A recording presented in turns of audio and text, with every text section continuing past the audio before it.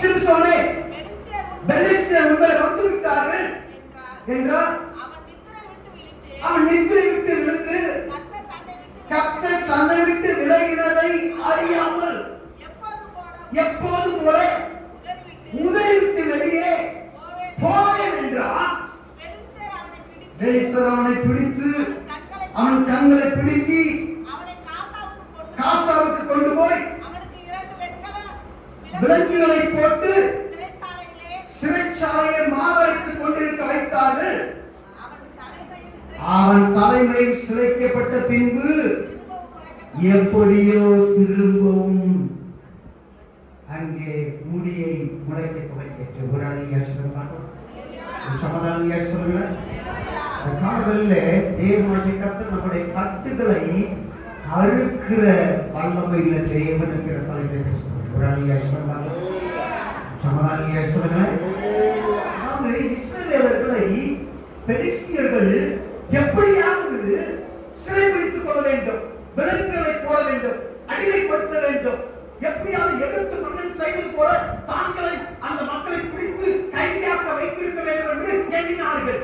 அந்த காலகட்டத்தில் ஆண்டவரால் தேர்ந்தெடுக்கப்பட்ட நியாயத்துக்குரியாக பலவானாக இயற்கைக்கு அப்பாற்பட்ட வல்லமையினாலே ஒருவன் நிரப்பப்பட்டிருந்தால் அவன் பெயர் தான் சிம்சோன். இந்த சிம்சோன் இயற்கைக்கு அப்பாற்பட்ட வல்லமையுடையவன். சங்கிலியில போட்டா கூட அப்படியே குடிக்குவான். அந்த ஊருடைய பெரிய கேட்டனை 2 கிணறு குடிச்சு அப்படியே தூக்கி போயிடுவான். ஒரு கல்லை தாரை வச்சு 1000 பேரை கொன்றுவான். அது மாத்திரமல்ல 300 நரிகளை வாழ கட்டி அந்த பெலிஸ்தரை நம்மையில அழித்து விடுவான். இப்படியாக ஒரு பெரிய வல்லமையான மனிதனாக இந்த சிம்சோன் இருந்தபோது தேவன் தன் ஜனங்களை ரட்சிப்பதற்கு ரட்சகனாக சிம்சோனை நியமனம் பண்ணியிருந்த போது தேவன் ஏற்றுக்கப்பட்ட வல்லமையான காரியத்தை பலனை அவர்கள் வைத்திருந்த போதிலும் அவனுக்குள்ளாக ஒரு சிறிய காரியம் இருந்தது, ஒரு சின்ன விஷயம் இருந்தது. அவனுக்குள்ளாக இருந்த ஒரு பலவீனம், பெண்களை கண்டால் அவனுக்கு பலவீனம். ஒண்ணு மேல ரொம்ப ஆசை உள்ளவனா அங்க போறான், அங்க உதவு கொடுக்க போறான், அங்க ஒரு முறையை பார்க்கிறான், அவர்கிட்ட விபச்சாரம் பண்றான். பிறகு இன்னொரு அவனுடைய சிநேகிதனுக்கு அவனுடைய அந்த காதலிச்ச பொண்ணை கல்யாணம் பண்ணி விட்டதுனால அவன் என்ன பண்றான், இப்ப காசாங்கிற ஊருக்கு போறான். காசாவுக்கு ஒரு விவசாயியை பார்க்கிறான். விவசாயி நல்லா அழகா பேசுகிறா, நல்லா அழகா வசீகரமா இருக்கிறா, அவனை மயக்குகிறா. உடனே அவனுடைய தொடர்பு வைக்கிறான், போகிறான், வாங்குறான், எல்லாம் செய்து விடுவான். இவனை எப்படிப்பட்டவனாக இருக்க அழைக்கப்பட்டவன்? சத்ததை தொடக்கூடாது, சத்த வீட்டுக்கு போகக்கூடாது, முடியை வெட்டக்கூடாது, திருமணம் செய்யக்கூடாது, இப்படியெல்லாம் அநேக தேவனுடைய நியமங்களை பெற்றதான ஒரு மனிதன், வல்லமையான மனிதன். அவனுக்குள்ளாக பெண்கள் மேலே சபலப்பட்டு இருந்தது. அல்லேலூயா, அல்லேலூயா. இப்ப பெலிஸ்தர்கள் இவனை எப்படியாவது பிடிக்க வேண்டும். அவங்கள பார்த்து சொல்லுகிறாங்க, எவ்வளவு காசு வேணாலும் பேர் நாங்கள் தருகிறோம், எவ்வளவு பொண்ணு வேணாலும் தருகிறோம், எவ்வளவு பணம் வேணாலும் தருகிறோம். நம்ம தேசத்தையே கலந்திருக்கிற இவனை எப்படியாவது பிடிக்கிறது, இவனுக்கு மாற்றம் எப்படி எல்லா மனிதர்களை காட்டும் ஒரு பலம் இருக்கிறது என்று சொல்லி எப்படியாவது அந்த ரகசியத்தை அறிந்து கொண்டுவோம். முறை சொல்றான், மரத்தை கை நல்ல புது கையில கட்டுனா எல்லாரும் கையில என் முடியெல்லாம் அப்படியே ஜட பெருசா இருக்குல்ல, அதெல்லாம் இது ஒரு ஆணில புது ஆணில அடிங்க அப்படி எந்திரிக்க முடியாம சொல்றான். ஒவ்வொன்னா மாத்தி மாத்தி சொல்றான். அவர்கிட்ட விளையாட்டாக சொல்லிக் கொண்டே போகிறான். அவன் சொன்னதை எல்லாம் அவள் செய்கிறான். இப்போ அவ சொல்றா, நீ உண்மையிலே என்னை நேசிக்கிற, அப்ப என்ன என்னை ஏமாத்தணும். உன்கிட்ட நான் உண்மையா பழகின போது நீ என்கிட்ட உண்மையா பழகிட்டா உன் பலம் எங்க இருக்கு எனக்கு சொல்லியிருப்பேன்னு தினம் தினம் அவனை அடக்கி கொண்டே இருந்தான். போயிருந்து சிறப்பிடும் அளவுக்கு அவனை அடக்கி கொண்டே இருந்தான். கடைசியில் ஒரு நாள் சொல்லிவிட்டான், பாவம் இப்படித்தான் நம்மை பார்த்து வரும். முதலாவது ஆசையாக வரும், பிறகு படுக்க வைக்கும், பிறகு உறங்க வைக்கும், அதை பிறகு நம்மை சித்திரவதைப்படுத்தும். கடைசியில சொல்றான், நான் நசரேயன், என்னுடைய பலன் முடியில இருக்கிறது, இந்த முடியை சிரட்டி விட்டால் போதும் எல்லாரையும் போல மனிதனால் சாதாரண மனிதனாக மாறிவிடுவேன். இந்த ஒரு முறை வாருங்கள் என்று சொல்லி அவள் ஆள் அனுப்புகிறார். அவனை படுத்து உறங்க வைக்கிறான். பாவம் நம்மை உறங்க வைத்து விடுகிறது. சில நேரத்தில் பாவம் நாம செய்கிற சாதாரண மெசேஜ் தானே, சாதாரண படம் தானே, சாதாரண ரீல்ஸ் தானே, சாதாரண ஒரு நண்பர் தானே, சாதாரண ஒரு பெண் தானே, சாதாரண ஒரு ஆண் தானே, சாதாரண ஒரு இடம் தானே என்று சொல்லி நாம் செய்கிற சில காரியங்கள் நம்மையே இந்த சிம்சோனை போல தேவனை விட்டு நம்மை விட்டு விலக்கி வைக்கக்கூடிய ஒரு செயலை செய்துவிடக்கூடியதாக இருக்கிறது.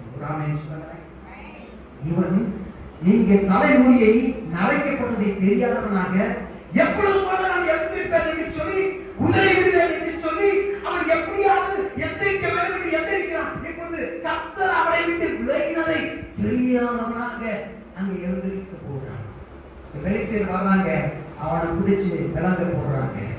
பிசாசும் நம்மை எப்படித்தான் பாவ கயிறாகிய சங்கிலியால் நம்மை கட்டி வைக்கும்படியாக பெருக்குகிறவனாக இருக்கிறான். ஒரு அழியா சொல்லணும்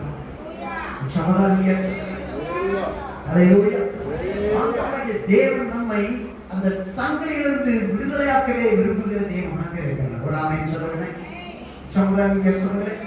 மாத்திரத்துல அவர் என்று ஒரு வார்த்தை சொல்லப்பட்டிருக்கிறது. எப்படியோ பின்பு என்ற வார்த்தைக்கு பக்கத்துல எப்படியோ அவளுக்கு திரும்ப ஆண்டவர் அவருடைய கிருபையை கொடுத்து முளைக்கப்படுகிறார். முடியை எப்படியோ என்கிற இடவரைக்கும் தேவனாகிய கர்த்தரால் எத்தனை வைத்த காவலை வழிநடத்தப்பட்ட ஜனங்களாக இருக்கிறோம். நாம் எப்படியோ பாவத்திலே விழுந்தவர்களாக இருந்தபோதும் கட்டி வைக்கப்பட்டவர்களாக இருந்தபோதும் திரும்பவும் எப்படியோ தேவ கிருபை என் மேல விழுந்து விட்டது. ஐயா, தேவனுடைய அன்பு என் மேல் விழுந்து விட்டது. ஆதலால் எனக்குள்ளாக தேவனுடைய மகளை வருகையான ஒரு முடியை ஆண்டவர் முளைக்கப்படி விட்டார். தேவனாகிய காவலை இருக்கிறார். ஹல்லேலூயா. அவன் பலனற்றவனாக மாவரைத்துக் கொண்டிருக்கிறான். கண்கள் புதுக்கப்பட்டவனாக குண்டனாக வேடிக்கை போலாய் இருந்த போதிலும் எப்படியோ தேவன் அவனுக்கு திரும்ப முடியை கொடுத்து அவன் மேலே அவருடைய வல்லமையை கொடுத்து விட்ட தேவன் வல்லமையில் தேவனாக இருக்கிறார். ஹல்லேலூயா. ஹல்லேலூயா. நாம் சில நேரங்களில் ஆரம்பித்த சில விளையாட்டாக ஆரம்பித்த சில காரியங்கள் நம்முடைய வாழ்க்கையில் நம்முடைய நற்பெயரை எத்தனையோ கெடுத்திருக்கிறது. நம்முடைய ஆசீர்வாதங்களை கெடுத்திருக்கிறது. நமக்குள்ளாக இருக்கக்கூடிய விடுதலையை அது கட்டி வைத்து விட்டது. தேவனாகிய கர்த்தருடைய வல்லமை நம்மிடமிருந்து பிடித்தது. ஆனாலும் தேவனாகிய கர்த்தர் நமக்குள்ளாக அவருடைய வல்லமையை அவருடைய அன்பை கொடுக்கிற வல்லமையுள்ள தேவனாக இருக்கிறார். ஒரு அன்பியா சொல்றேன். ஹல்லேலூயா. இந்த வாக்குல நான் நினைச்சு பார்க்கும்போது ஆண்டவர் என் வாழ்க்கையில் கூட சிம்சோனை போல இருந்த என்னை திரும்ப கொண்டு வந்த தேவனாக இருக்கிறார். ஒரு அன்பியா சொல்ல பார்க்கலாம். ஹல்லேலூயா. அந்த மாதத்தில் மட்டும் 17 ஃபிளைட் ஆயிருக்கு. 17 ஃபிளைட். இன்னைக்கு நைட்டு நான் தூங்கும்போது ஒரு ஃபிளைட் அப்படியே கீழே நொறுங்கி விழுகிறதா நான் விட்டேன். அப்போ நான் கேட்டேன், ஆண்டவரே, நான் போன ஃபிளைட் ஏதாவது ஒன்று ஆயிருந்தா கூட இன்னைக்கு நான் உயிரோடு இருந்திருக்க மாட்டேன் ஆண்டவரே. ஆனாலும் கூட என் உயிரோடு வைத்திருக்கிறது நீங்க ஆண்டவரே. இன்னைக்கு உயிரோடு நிற்கிறேன்னா உங்க கிருபை மாத்திரம் தான் ஆண்டவரே. ஐயா, நான் இறந்து போயிருக்க வேண்டும், அழிந்து போயிருக்க வேண்டும். சாத்தான் என்னை சங்கிலியினாலே அங்கே கட்டி வைத்த மாத்திரமல்ல, என் கண்களை குடுங்கி மாமலைக்கு வேடிக்கை போல வைத்திருந்த போதும் எப்படியோ தேவன் எனக்குரிய முடியை திரும்ப எனக்கு கொடுத்து விட்ட தேவனாக இருக்கிறார். ஹல்லேலூயா. ஹல்லேலூயா. நீங்கள் நானும் நம்ம செய்கிற பரிசுத்தத்தினால, நம்ம செய்கிற வேண்டுதலினால ஆண்டவர்கிட்ட வரலைங்க. அப்படி நான் நல்ல வேலையை செய்வேனா, நான் நல்லதை ஆராதிக்கக்கூடியவனாக இருக்கிறேன். நான் நல்லா ஜெபம் பண்ணலாம், வேத வாசிக்கலாம், தூங்கி செய்யலாம், அதை செய்யலாம். அது என்னை பரிசுத்தப்படுத்தாது, அது என்னை ரட்சிக்காது. ஆனால் தேவனாகிய கர்த்தரே என்னை ரட்சிக்கிற தேவனாக இருக்கிறார். 16 வசனம் 16ஆம் அதிகாரத்திலே அவன் திரும்பவும் எழுதும்படியாக உதவியாக அவன் விரும்பினாலும் அவனால் உணர முடியவில்லை. அங்கே அவர்கள் அவனை பிடித்து விட்டார்கள். நம்ம சொன்ன நம்ம செய்த சில விஷயங்கள் அதுக்கு நம்ம ஈஸியா விட்டுறலாம், வெளியே வந்துடலாம். சின்ன பொய் தானே, சின்ன கெட்ட வார்த்தை தானே, சின்ன கோல் குவிதல் தானே, சின்ன காரியம் தானே நம்ம நினைக்கலாம். ஆனா அதன் வழியாக சாத்தான் நம்மை கட்டி வைக்கிறவனாக இருக்கிறான். ஒரு ஆமென் சொல்லுங்க. எப்பொழுது போல எழுந்திருக்கேன் என்று அவன் எந்திரிச்சு பார்க்கிறான். அவனால் எந்திரிக்க முடியவில்லை. சாத்தான் அவன் கையில ஏற்கனவே விலங்குகளை மாட்டி விட்டான். அவன் கண்களை பிடிங்கி விட்டான். இப்போது அவனால் கண்களால் பார்க்கவும் முடியவில்லை, அங்கே கைகளால் அசைக்கவும் முடியவில்லை. தேவனுடைய வல்லமையான அந்த முடியமாக இல்லை. எப்பொழுது போல போக்குறியாக இருக்கிறான். இயேசு இல்லாம நீங்களும் நானும் எதுவுமே ஒண்ணு கூட அதற்காக செய்து விடவே முடியாது. ஒரு ஆமென் சொல்லுங்க.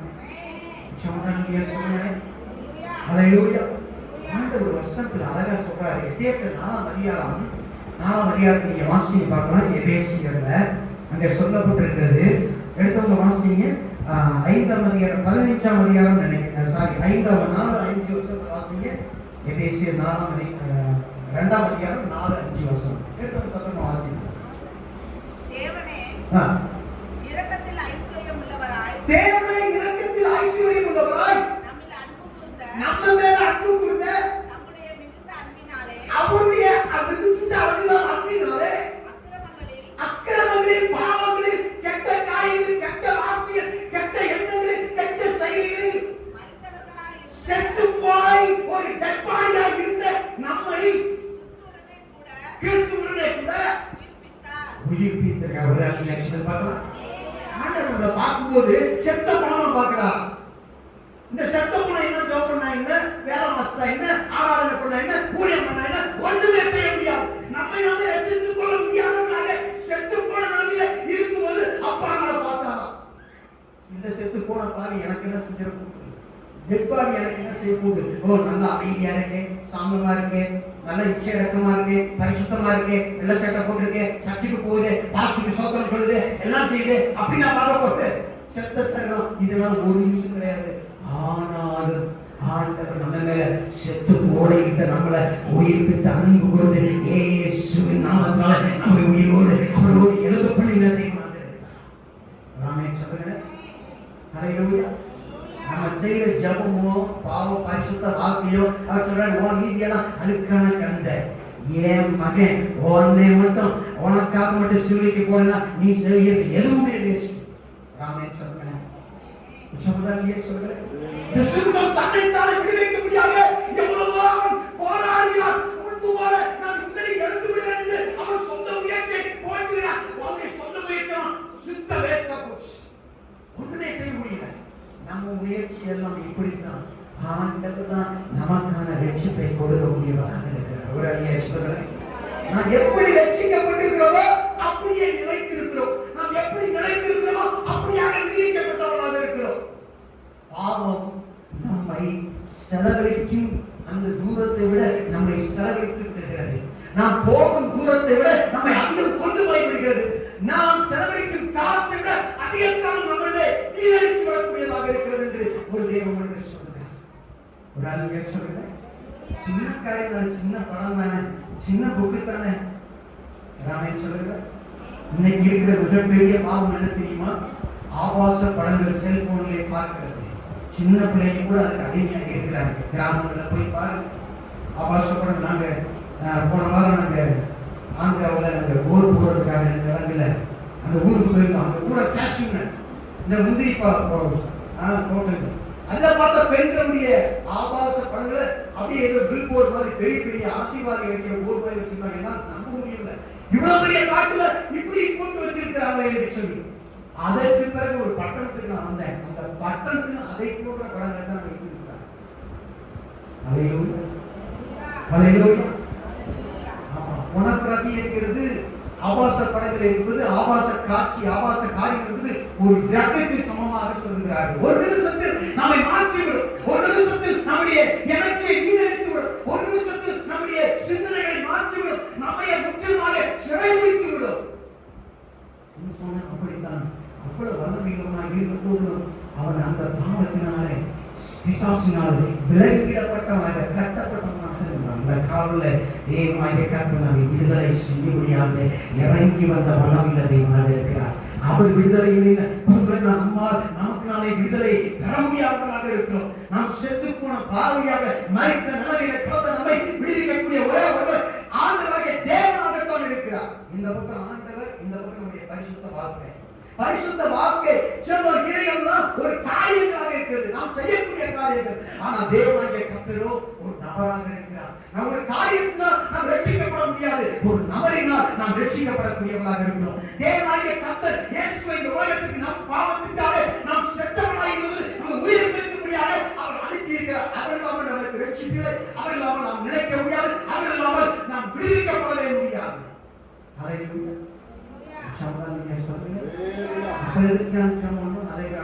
சர்ச்சைக்கு போனோம். அது எல்லாம் அவர் எனக்குள் இருப்பதினால் நான் அவருக்குள் நடக்கிறதுக்கு உதவி செய்யக்கூடியதாக இருக்கிறது. நான் செய்கிறதினால் ரட்சிக்கப்படுவதில்லை, நான் செய்யறதுனால் நான் பரலோகம் போறதில்லை, நான் செய்யறதுனால் ஆண்டவருடைய பிள்ளை ஆகிறதில்லை. அவர் எனக்குள் இருந்து உயிரை கொடுத்தபடியினால் நான் அதை செய்யக்கூடியவனாக இருக்கிறேன். ஒரு ஆளுங்க சொல்ல பார்க்கலாம், உச்சமதாங்க சொல்றேன். ஹல்லேலூயா. அவர் மட்டும் எல்லாம் அன்பு கூறாம விட்டுருந்தாங்க, செத்து டெட் பாடியாவே இருந்திருப்பேன். பாவத்துல செத்துருப்பேன். எத்தனையோ பேர் இருக்கிறதுல நான் ஒருவராக இருந்திருப்பேன். அவர் மேல் என்பதை வைத்திருந்த கிருபையினாலே நான் பிழைத்தவனாக இருக்கிறேன். ஒரு ஆளுங்க சொல்ல பார்க்கலாம். ஹல்லேலூயா. மிகவும் நாம் ஆண்டவர் நாம ஒரு தூசி, ஒரு குப்பை என்பதை அறிந்திருக்கிறார். நம்மை மன்னனுக்கு நினைவு கொண்டிருக்கிறார். நம்மால் முடியாது என்பதை அவர் தெரிந்திருக்கிறார். அதனால அவரை குமாரன் அனுப்பினார். இவன் தனக்குத்தானே விடுவிக்கப்பட முடியாது, என் குமாரனை போனால் ஒளிய என்று சொல்லி தன் குமாரனை நமக்காக அனுப்பிவிட்ட தேவனாக இருக்கிறார். இயேசுவில் நாம் முழுமை பெற்றவர்களாக இருக்கிறோம். இயேசு இல்லை என்றால் நமக்குள்ளாக எந்த முழுமையிலே வர முடியாதவர்களாக இருக்கிறோம். ஒரு ஆமென் சொல்லுங்க. ஹல்லேலூயா. மிக முக்கியமான ஒரு காரியத்துக்கு வரும். இதை போன்ற ஒன்று புதிய பாட்டிலே இருக்கிறது. பழைய பாட்டிலே இந்த சிம்சோன் என்றால் புதிய பாட்டிலே ஒரு காரியம் சிம்சோனுக்கு நடந்தது போன்ற ஒன்று இருக்கிறது. அங்கே எடுத்தவர்கள் வாசிப்போம். யோவான் 19ஆம் அதிகாரம் 10-11 வசனத்தை எடுத்தவர்கள் சத்தமாக நாம் வாசிப்போம். யோவான் 19ஆம் அதிகாரம் 11-12 வசனம் 10-11 வசனத்தை வாசித்து பார்க்கலாம்.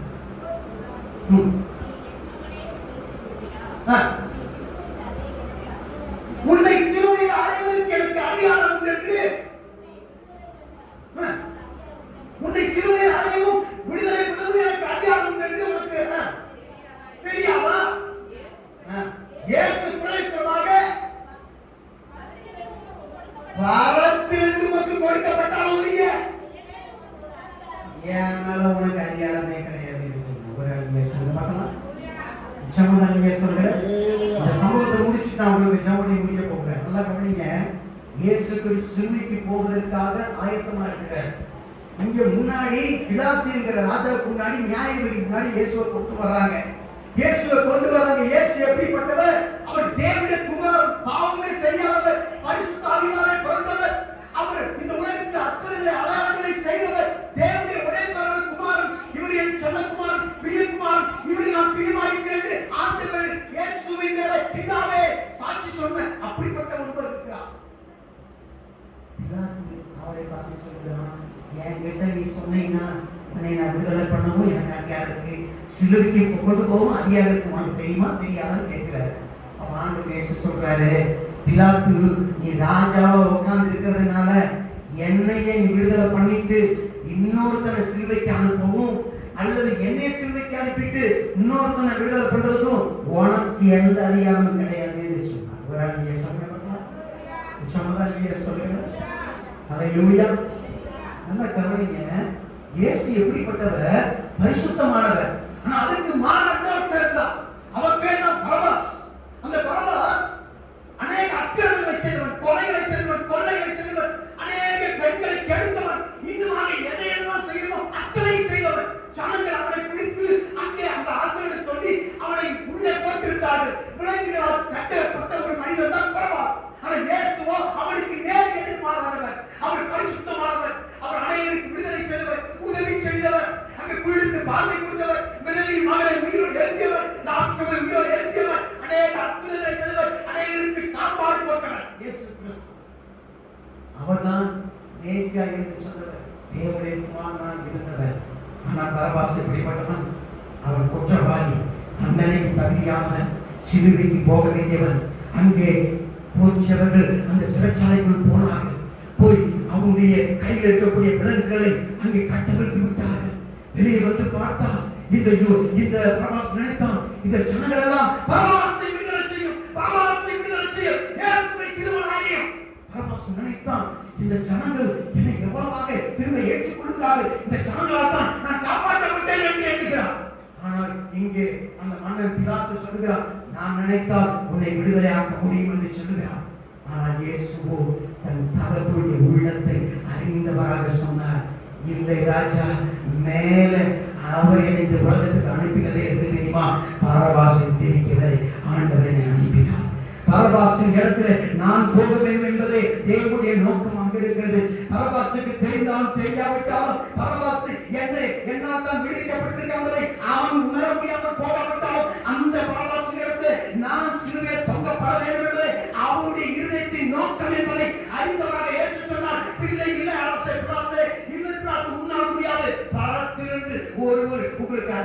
இல்லாமல் ஒருத்தர் விடுதலை செய்ய முடியாது, உங்களுக்கு அடைய முடியாதுன்னு சொல்லுகிறார். ஒரு அறிஞர்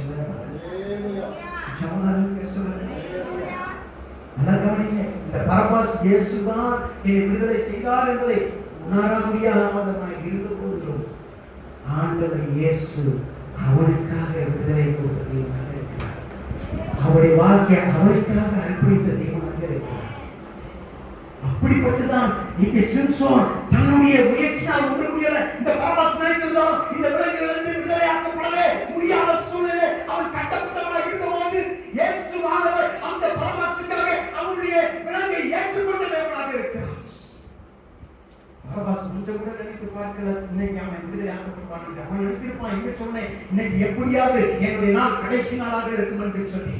ஆனால் அவன் இடத்துல இயேசுவின் இடத்துல இயேசுவை பிதாவாகிய தேவன் பரபாசை பார்த்தவராக இருக்கிறார்.